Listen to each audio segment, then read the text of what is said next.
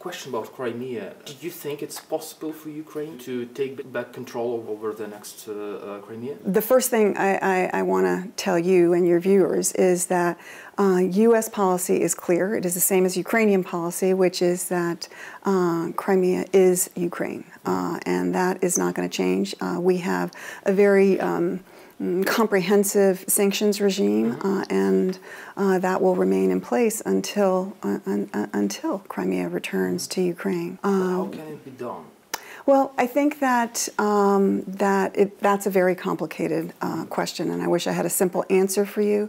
The international community and Ukraine itself needs to use all the tools at its disposal. So one important tool, of course, is economic, which is the sanctions piece.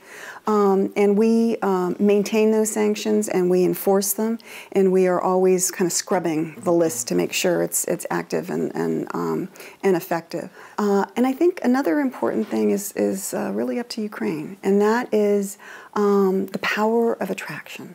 So if Ukraine is the country that it wants, you know, that the people on the Maidan were fighting for, a country that is a democracy, a real working democracy, a country where the courts provide the people with fairness and justice and dignity, where there is a thriving economy.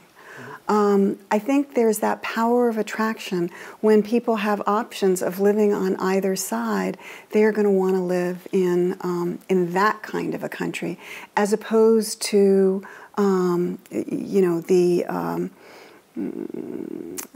really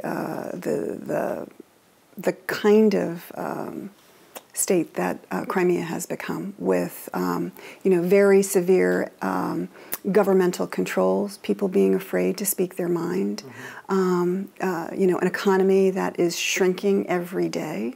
That's not a country people want to live in.